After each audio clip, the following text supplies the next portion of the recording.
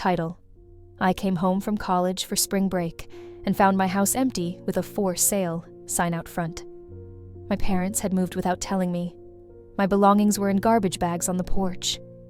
"Deal with it," my dad said. I cut all ties with my family.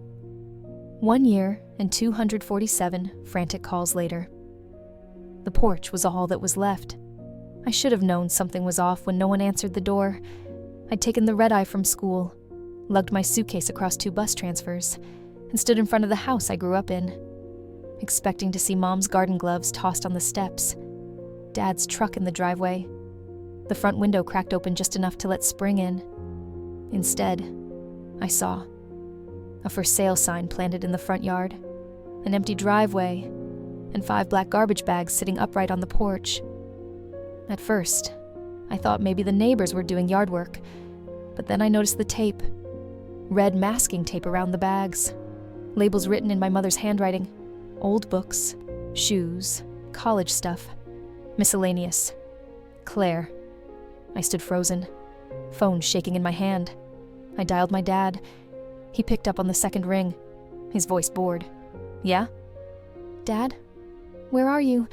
The house is empty." A pause. Then, "Yeah, we moved. New place in Colorado. Didn't make sense to keep the old house." "You didn't tell me." "Didn't think we had to. You're grown now. You've got your college life." "You left my things in trash bags. We didn't throw them out. Don't be dramatic." "Where are the rest of my things?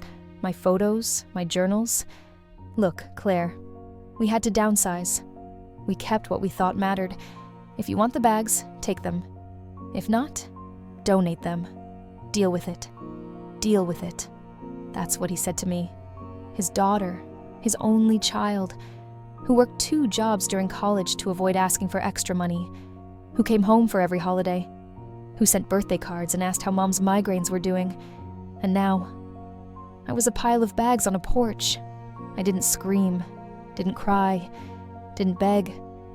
I walked down the steps, dragged each bag into the Uber I'd called without saying a word, and rode away, not just from the house, from them. That night, I booked a storage unit. That weekend, I cut every tie, removed them as emergency contacts, blocked every number, froze the small joint account Mom once opened for just in case. Changed my mailing address permanently. I never told them, because they told me everything I needed to know. I was disposable, and if that's what I was to them, and then they were about to learn what absence really feels like, building without them.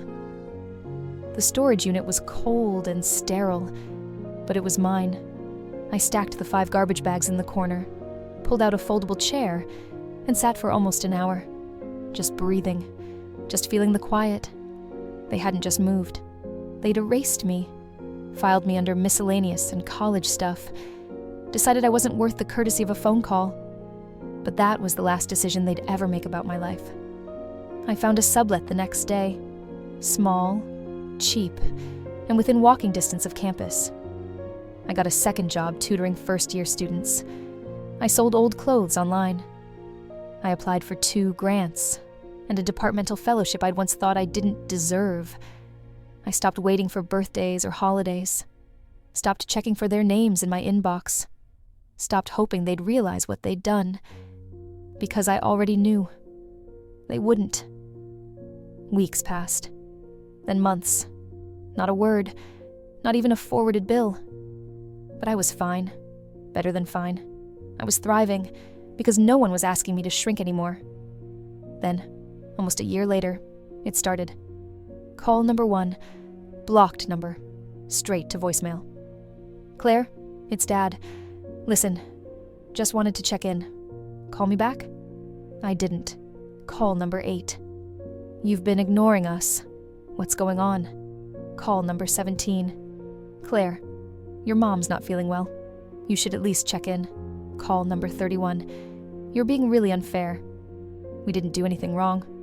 That one made me laugh. At call number 96, I stopped deleting the voicemails. I started saving them. A collection of guilt-laced fragments from people who once treated me like a leftover chore. And then, on call number 247, I answered. Just once. Claire, thank God. Listen, we didn't know. I cut him off. You didn't forget to tell me you moved. You chose not to. It wasn't personal. It was personal enough for me to never forget it. Click. That was the last time I ever let his voice enter my world. Proof of life. By the start of my senior year, everything had changed.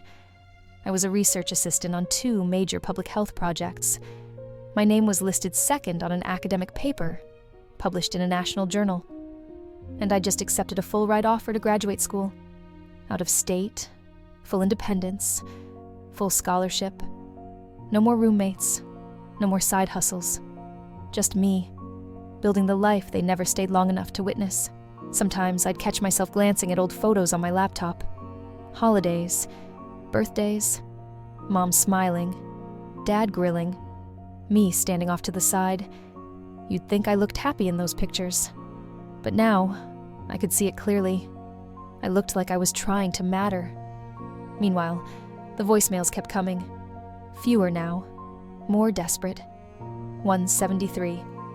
Claire, we're selling the Colorado place. Things haven't been easy. Can we talk? 196. We heard you got some kind of award. That's great. We're proud of you. 204. Do you even care how we're doing? They had no idea how ironic that one was. I created a new email address, secured a private mailing address tied to my graduate program. I even started therapy, free through the university. Not to fix anything, but to unpack it. The abandonment, the emotional denial, the quiet unraveling that comes when you're treated like an afterthought by the people who made you. My therapist asked once, "What do you want from them?" I thought about it. Nothing. No apology? Not anymore. I think I just want them to feel the emptiness they handed me. To sit with it. She nodded. That sounds like closure. On the day I graduated, I wore a navy blue dress under my gown. No cap decorations. No guests. But I smiled wider than I ever had before. Because for the first time in my life, no one had to clap for me for it to matter. Uninvited. It was the week before I moved across the country for grad school. I was boxing up books when the knock came. No one I knew ever used the front door. Friends texted, professors emailed. I hadn't heard a knock in months. I opened it and froze. My parents, standing on the porch, together, like we were still a family. Dad had a slight smile. Mom looked like she'd been crying, but not freshly. The kind of tired crying people do after rehearsing what to say. We were driving through, Dad said. We wanted to see you before you left, Mom added. I stepped outside and closed the door behind me. No invitation, no welcome. How did you get this address? Your cousin. She didn't know you hadn't given it to us directly. I made a note to block that cousin. Claire, Mom said, we made mistakes. We know that. We didn't mean to hurt you, Dad added. I stared at them. You left me garbage bags on a porch. You didn't mean to hurt me. You just didn't care if you did. They flinched, as if the words had more bite than they expected. It wasn't that simple, Dad tried again. It was simple enough for you to disappear without telling me, I replied. But somehow, you had time to print labels. Mom's lip trembled. We thought you'd understand. You were always so strong. I had to be, I said. They stood there, speechless, waiting. I could see the calculation in my father's eyes, wondering if they should apologize again or pivot. Try guilt. Try tears. But nothing they said could erase the message they'd already written in red tape across 5 trash bags. You didn't matter enough. I don't want anything from you, I said. Not an apology. Not an explanation. Not a place at the table. So that's it, Mom whispered. No, I said calmly. That was it. You made your choice a year ago. I'm just honoring it. I turned and walked back inside. They didn't follow. And for the first time since that awful spring break, I felt safe inside my own door. The new address DC was loud, fast, alive, and exactly what I needed. No one here knew about the bags on the porch. No one asked why my emergency contact listed none. No one looked at me like I owed them a second chance. They just saw Claire, a sharp rising name in public health policy, who had clawed her way forward and never looked back. Grad school wasn't easy, but it was mine. I made friends who felt like siblings, professors who saw me, a mentor who asked, "Where do you want to be in 5 years?" without assuming the answer was home, because home, I learned, isn't a place. It's peace. And I'd finally found it. Back in Colorado, my parents were unraveling. I know this not because I cared to check, but because the cousin I'd blocked used her alt account to message me. "Your dad's sick. They lost the house. They say they just want to hear your voice." I stared at the message, then deleted it. I didn't owe them my voice. They hadn't wanted it when it was saying, "Where are you?" They didn't get to ask for it now. Voicemails started up again. Different numbers, different tones. Some desperate. "We miss you." Some bitter. "You're being cruel." Some performative. "You'll regret this when we're gone."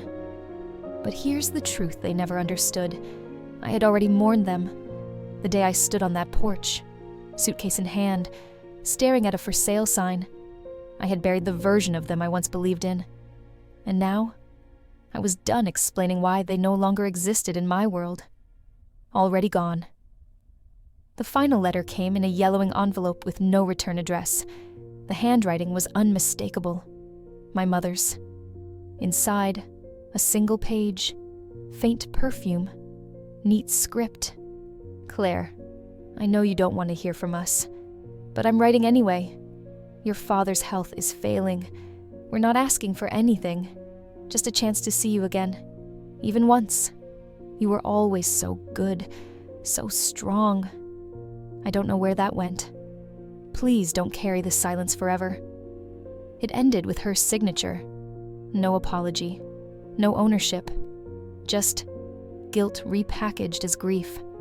I sat with it for a few minutes, then I folded it back into the envelope. No anger, no tears, just certainty. They didn't lose me. They threw me away, and I stopped walking back. I tucked the letter into the drawer of my nightstand, beneath copies of my published papers, my graduation photo, and the lease to my new apartment in a city they never knew I moved to. Then I opened my laptop, and I wrote the final line in the essay I'd been working on for weeks. Sometimes, the greatest revenge is not justice. It's joy. Later that night, I lit a candle. Not for them. For me. For the girl left on a porch with trash bags, who learned how to turn silence into strength. For the woman who no longer needed to prove her worth to the people who never looked for it. There are no more voicemails, no more knocks, no more calls, just peace. And peace doesn't beg for anyone to return.